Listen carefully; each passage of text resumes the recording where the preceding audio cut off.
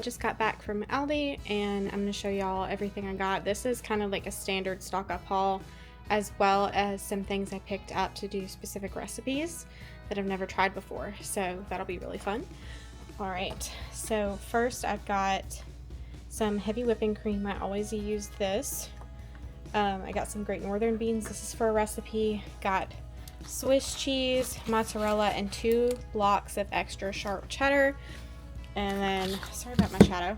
And then I got 3 half gallons of reduced fat milk.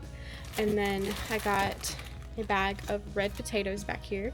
How many is in this? It says it's 5 pounds. Okay, and then I got a package of Italian sausage, the mild kind.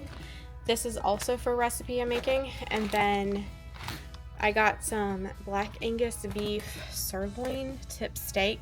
It's really thin cut. I got this to make my husband some beef jerky. We're going to see how that cut does. Alright, and then I want to skip over the peppers. So I got some green peppers. None of their peppers looked as good as they typically do. They're not rotten or anything, they're just dry and crusty in some spots. So I got the best looking ones I could find. I got a package of hard salami. Got a package of Munster, 2 packages of Munster cheese slices, and a package of Swiss cheese. This is actually for an au gratin recipe, not the one I made for Easter, but a different one that I got for a wedding gift. I asked, whenever I got married, I asked my guests to bring like recipe cards and stuff, and somebody gifted me recipe for au gratin, and I was going to make it for Easter, and then I realized I didn't have the right stuff for it, so that's what all this cheese is for. I got some chicken strips and 2 boxes of chicken and cheese taquitos. These are for like if my husband gets off of work unexpectedly and I don't have anything easy for him to eat for lunch, so that's what that is. And then I also got 2 Philly cheesesteak calzones. I got some sliced white mushrooms. Typically I buy Baby Bella, but these were a really good deal today, so I just decided to get these. I got a package of shredded lettuce. I got beef jerky. I know I said I'm making beef jerky, but my husband put on the list that he also wants this beef jerky, probably because it's going to take a little while before he gets the homemade version. And then this roasted garlic Alfredo sauce. This is also for that au gratin recipe. And then I got a sourdough loaf because I don't intend on having the time to make a loaf of bread this week, and I don't have a sourdough starter anymore, so I don't know. So I just went ahead and picked this up because this is also for a recipe that I'm making this week. And then I got 4 packages of yogurt, different flavors. I got the 15 grams of protein one in vanilla and mixed berry. And then I got blueberry, where it's the fruit on the bottom, and then key lime. This is my favorite. It is so good. All right, y'all, that's all the groceries. Hey friends, welcome back. So for the first recipe, I just have some mild Italian sausage. You can buy the spicy kind if you want to, and I'm just slicing it, and I kind of like to slice it as an angle. That's what my dad always did whenever I was a kid, just to make it look a little bit fancier, but it doesn't really matter. You can slice it up however you want. And then I'm just gonna pan sear this to get it nice and browned and almost cooked through before I start adding the rest of the stuff. And then I'm just cooking some rice to eat on the side. So this was actually my favorite recipe that I found, and I didn't get to walk you through all the like recipes that I picked and my meal planning process, so I'm kind of gonna do that as I go through the different recipes. So this one was the white bean and sausage skillet, my absolute favorite. It was very different, and all of these recipes that I picked were macro friendly, so there's a good balance of fats, protein, and carbs, and they're from a couple different websites, so I'll like put them in the description box. But then you're supposed to brown your sausage, take it out, add some garlic, rinse a can of white beans. Now I kind of halved this recipe because I didn't need to make as much as the recipe said. It serves like 4 to 6 or something like that. So what you're supposed to do is blend some of the beans, and that's supposed to become your sauce. That way you don't have like a gravy or anything with extra fat and stuff like that. The beans make the sauce. Well, I guess I was in a rush making dinner and I didn't do that, so I ended up just kind of like smushing some of the beans, and then it made it creamy that way. And that might sound weird. And this is just my homemade chicken stock. It's a little bit, it has a weird texture, and that's just because it has collagen in it. So, and it came out of the fridge, so that's normal. And then I added some thyme, some salt and pepper, and then it calls for kale. I didn't have that, and we prefer spinach over to kale because spinach will wilt and almost become invisible in your dish. Can't feel it or taste it, so we put that in there instead. But you just kind of let it simmer in the chicken stock and seasonings, and then you add your spinach in. And I was struggling with the thing of spinach because it had already frozen into like a huge block, so I'm like trying to whack it on the counter and get as much frozen spinach off as I can. I use the spinach and the chicken stock in a few other dishes too.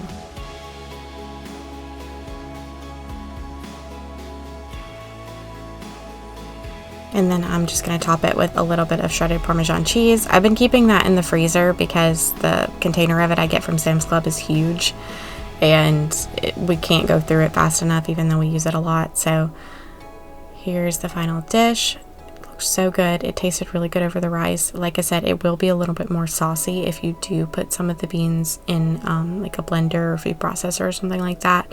So I'll definitely try that next time I make it.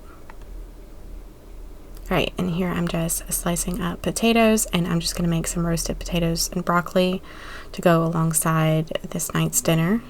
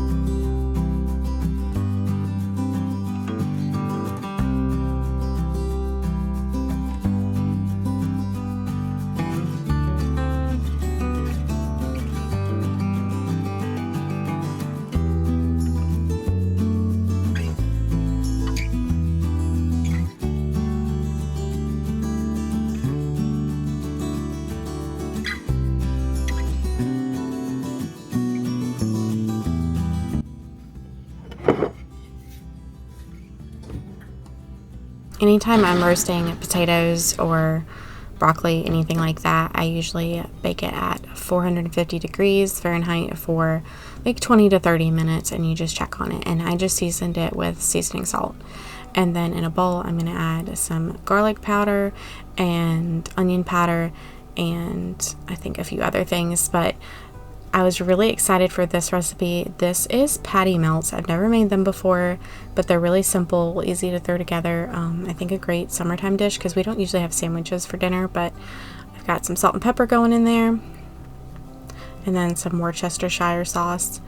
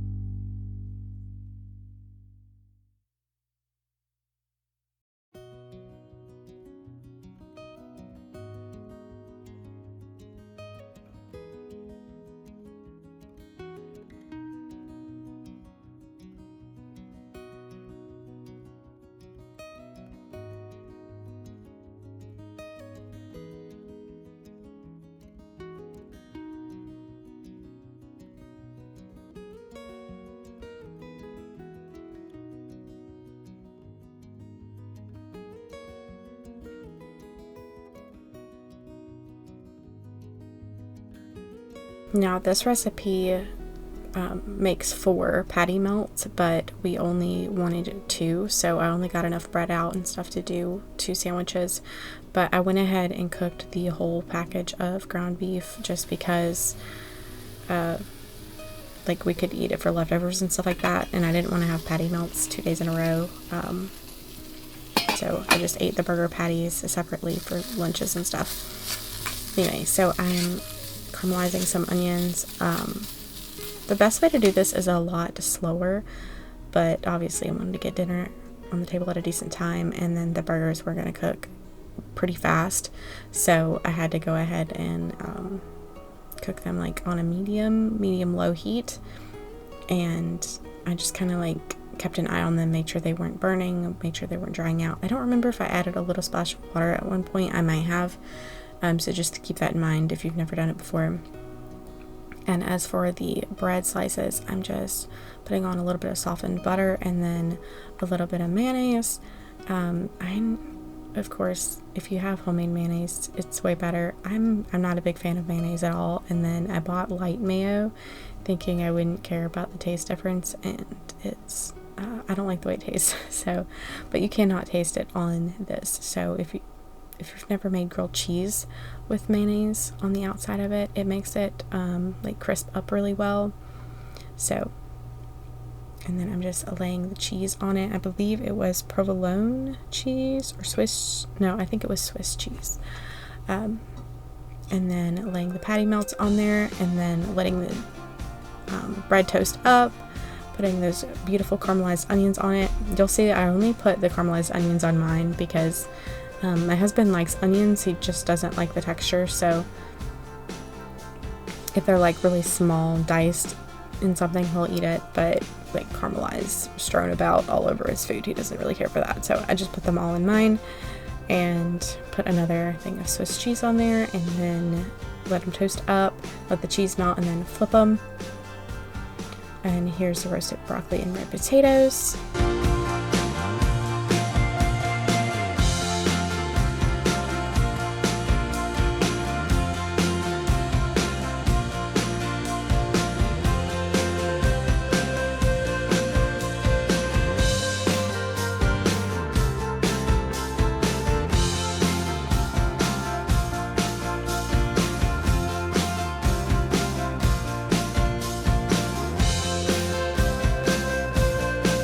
Something I really appreciated about all these recipes is they're pretty easy to throw together, even though it was my first time making them. They didn't take that long. Sometimes I like hesitate to find new recipes and to do them all back to back like this, like night after night, because I feel like sometimes they can take too long and you want to get dinner on the table in a timely manner. So anyway, this just calls for you to brown a 1 pound package of ground beef, and then you add in a medium onion that's diced, and then a medium bell pepper. Like I said, those bell peppers, they looked a little bit sad, but they weren't rotten or anything. They just had the like dry lines on parts of the outside of them, so I just like went around the ugly parts and stuff like that, and then toss that in. And then I also put in some mushrooms.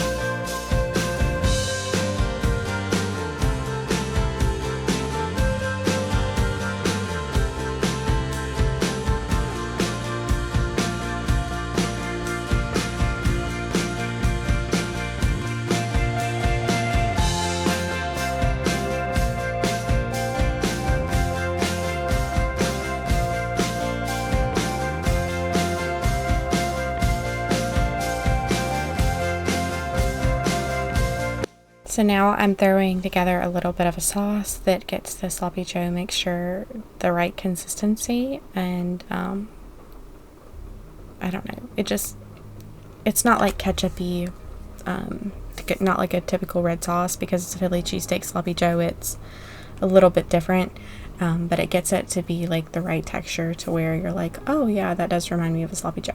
So anyway, so once again, I've got some of that chicken broth.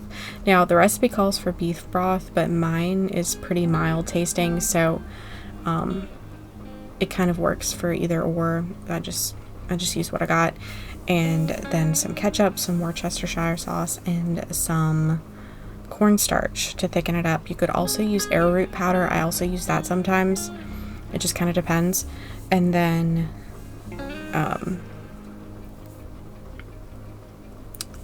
I think that's all you add to that.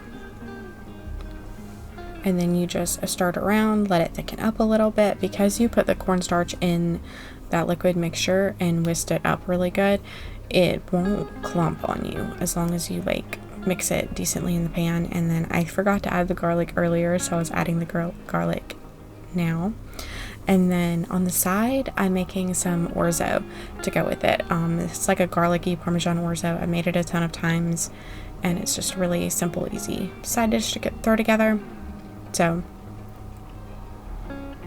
I'm adding a little bit of butter into a skillet after that orzo has been cooked, and then after the orzo drains, I'm going to throw it back in, and then add in I toast up some garlic first, and then I add in the orzo, and then I think I forgot to show you, but I add a little bit of milk in it too, and then I top it with some Parmesan cheese and some parsley, and it's just a really simple garlicky cheesy dish.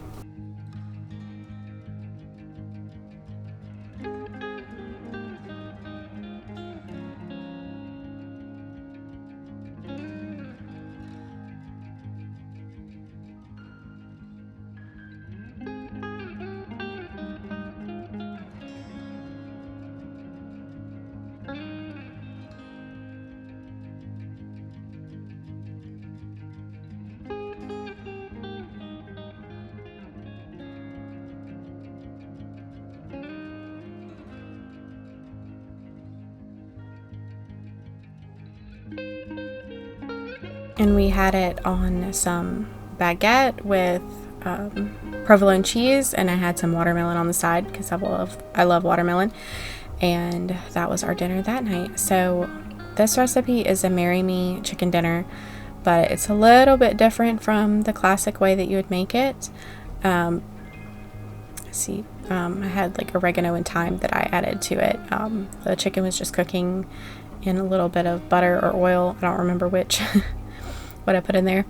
And this is where it gets different. So the creamy sauce is cottage cheese, which it does not taste like cottage cheese by the time you're done with this, so don't worry, because I'm not a fan of cottage cheese either, unless it's blended and stuff now. But anyway, so I add my spices, seasonings, some more Parmesan cheese. I'm really using up this Parmesan cheese here, but it's what all these recipes called for, so it worked out great for us. And then you blend it, and it creates this thick and creamy sauce. Here is where I went wrong, although it still worked out, but I'll tell you, the mistakes I made. So this sauce, apparently whenever you return it to the pan with the chicken, you're supposed to only put it on low heat to slowly warm it up. And I did not do that because I wanted to try to make it even thicker by reducing it. So with the heat on higher, it made it thinner. I don't know. So I ended up having to put a cornstarch slurry in it to make it a little bit thicker, and then it ended up looking a little bit more like a gravy, but it still turned out delicious, so no worries. I just wanted to let you know that so that you don't make the same mistake that I did. But this was very good, very flavorful, had a great texture. It is a pasta dish, so I was supposed to cook noodles and put them in here, but instead we had orzo on the side. Rice on the side. I was thinking about last night's dinner. But then I also add some more frozen spinach, and I was trying to get it all off the block. I couldn't get any more than that. So anyway, And then I'm just adding in mushrooms and all the rest of the stuff, and then letting it cook a little bit longer. So this is whenever it was a little bit thinned out, a little weird, looking like it was trying to separate. And then this is whenever I added the cornstarch slurry and let it cook for a little bit longer. So you could see a very clear difference in it. Alright y'all, that's everything. If you liked this video, please consider subscribing to my channel. I've got a ton of other content like this, from thrifting to homemaking to cooking, and I'll see y'all next time. Bye.